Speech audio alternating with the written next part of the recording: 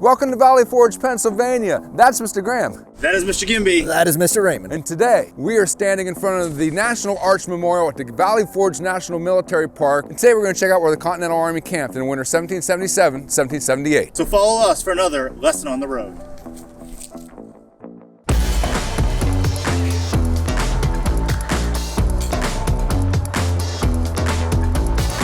Man, it is cold here at Valley Forge today, and I don't think it would have been any different for the soldiers that would have been here in the winter of 1777 and 1778. We're standing in front of recreations of a city of huts that were built by the Continental Army during their winter encampment here in Valley Forge. Washington brought his 12,000-man army here to camp during that winter, making this essentially the fourth largest city in the United States of America at the time. When the Continental Army first arrived here, there was no shelter, so no huts, anything like that for the soldiers to stay in. So when they first arrived, a significant amount of time was spent clearing all this land you're seeing of trees in order to get the wood to make these huts. Well, Valley Forge is not that far away from Philadelphia. It's important to remember that during this time, military activity stopped. Food was hard to come by, the roads were almost impassable, so this is where the Continental Army had to hunker down for the long winter. This city of huts that you see recreated behind us here right now looks kind of uniform, as if Washington gave specific directions to his men as to make them this wide and this long with this many doors or windows, but that's really not the case. Thomas Paine, when he came and visited the encampment, said it looked like a city of beavers working day and night to throw together and put up a patchwork of shelters so that the Continental Army could survive this winter. So Mr. Gimbi, I think we're gonna go check out this earthworks, a redoubt, right? It's right down the way here, so that's where we're headed right now. No doubt in our mind, right, Mr. Graham? No doubt. No doubt. Okay, guys, we're standing in front of an earthen fort here at Valley Forge National Military Park, and the technical term for this fort is a redoubt. And Mr. Graham, we just learned that redoubt is? We just learned that it's a French word that means a place to retreat to. Everything about this earthen fort would have been designed to protect the people inside of it. So if you're looking at this redoubt, which was one of 5 that was at Valley Forge, first thing you're going to notice is that it's elevated, so that would make it more difficult for the enemy to try to overtake it. And then as you approach the redoubt, there'd be a ditch in front of it, as well as those long pointy wooden sticks, which, what's the fancy word for it? Abatis? Abatai. Abatis. Abatisses. Abatai. Which would make it even more difficult for the enemy forces to try to overtake the redoubt. Why don't you follow us around and we'll take a look at the inside of this earthen fort. Abatai.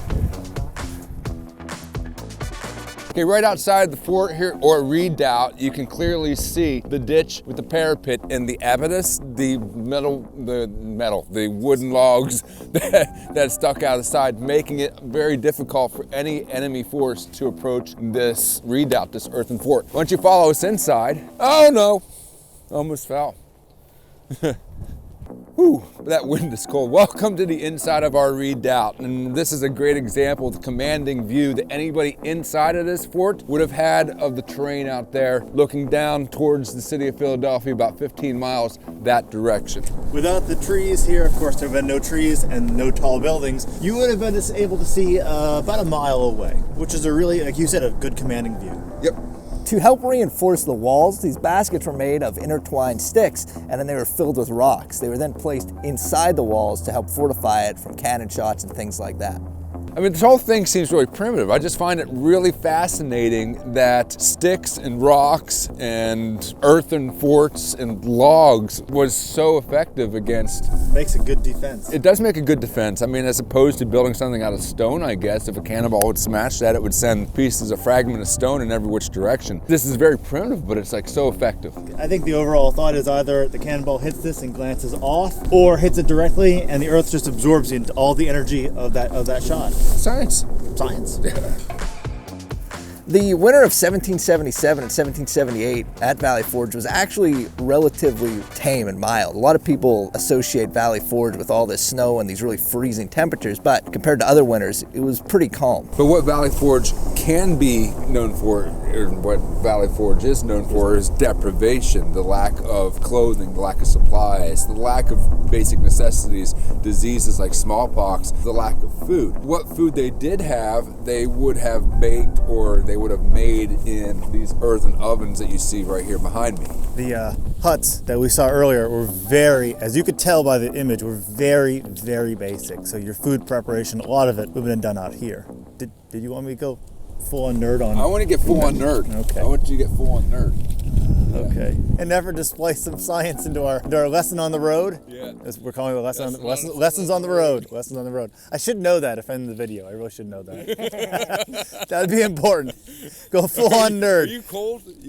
I'm a little cold. What I really would love though is a fire over here, because if we had a fire in that fire pit, we would get radiant or radiation energy from the fire, because heat travels in 3 directions. And one of them is radiation, which is what you experience if you stand near a campfire. If you're cooking in an oven like this, you're probably cooking with a lot of convection, which is heat rising up from its source. Or if your food is sitting on a pan, it's probably being cooked through conduction. That's heat through direct touching. I told you it was full on nerd. I told you.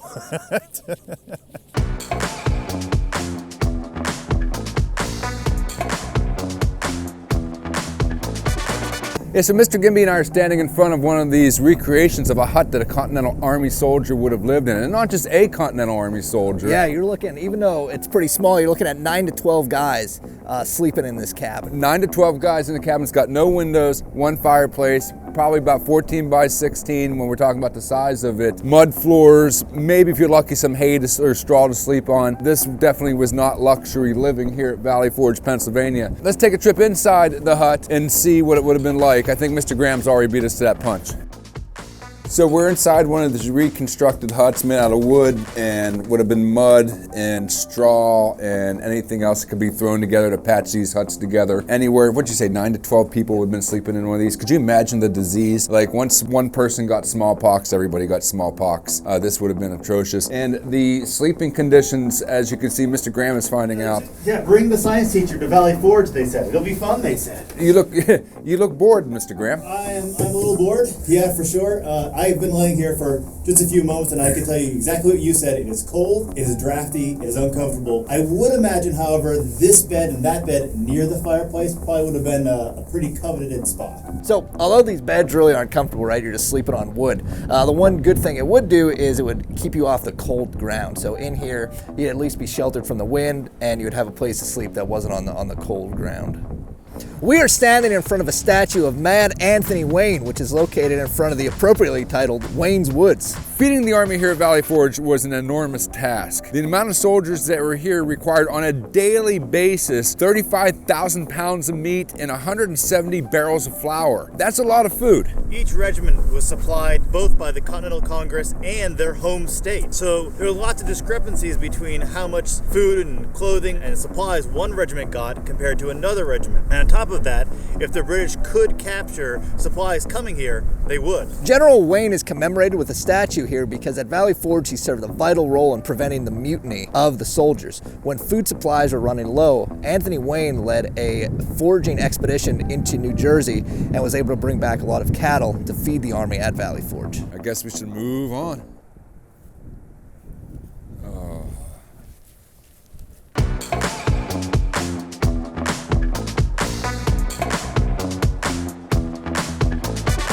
Wow, look at all those chickens.